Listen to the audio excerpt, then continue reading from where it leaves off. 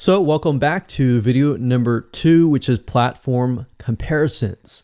And the reason why this is so important is because the problem and the reason why most people fail at specific social platforms is they enter that platform thinking that they can use what they do on Facebook on Instagram, or what they do on YouTube on Instagram.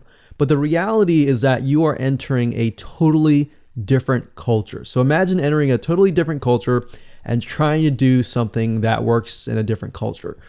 That's not going to work, right? So you need to know the differences, and you need to make sure that you're in the right mindset before you actually move in. So did you know that there's a big difference between Facebook, YouTube, and Instagram?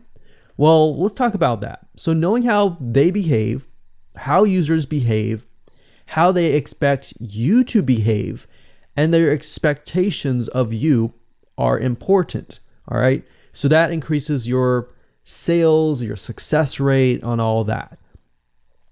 So this is where it's easy to fail as often. We enter a specific culture, like I said, that has certain expectations, and not following these rules just gets you avoided or seen as a spammer. So you do not want to be seen as a spammer or be seen as an outsider. You want to be seen like you are part of the culture. All right.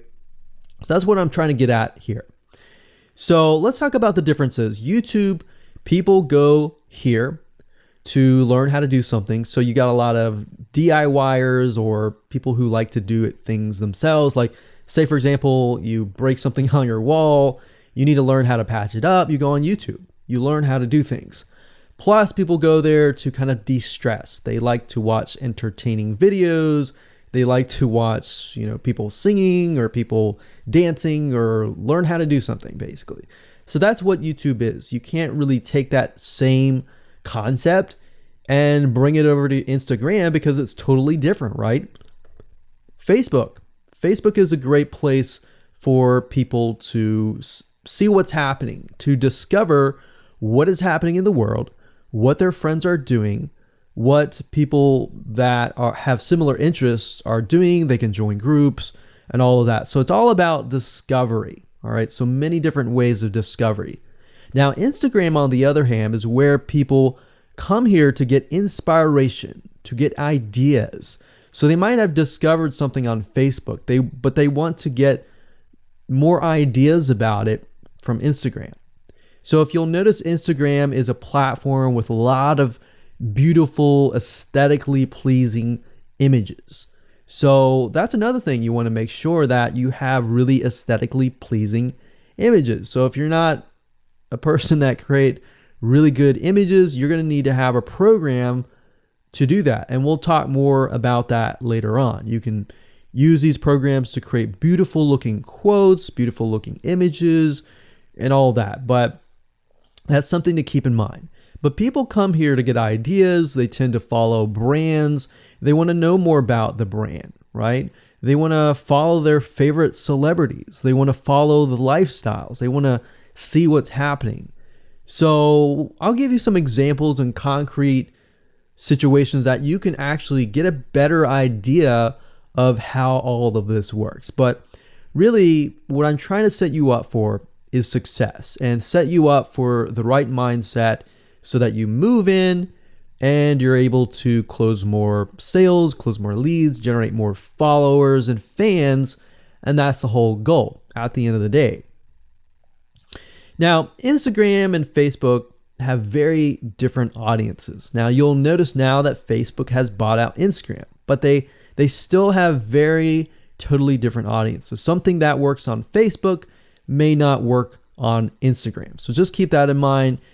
Different platforms, even though something works there, doesn't necessarily mean it's going to work at Instagram. And I'm going to show you how to make sure that you get things working and all that.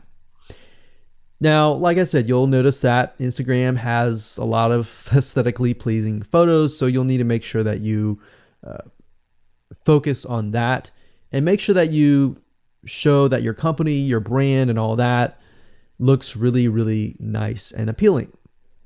Now, here's a little tip.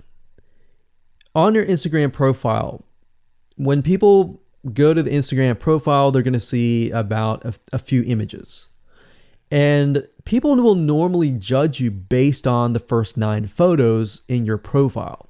And based on that, they will decide to stay or they will decide to leave.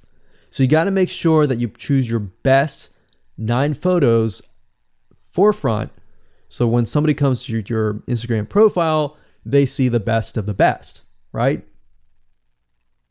All right, so now that we've talked about that, and now you have a better idea of how Instagram works, let's jump on in and go to video number 3 and talk about how to start out on the right foot.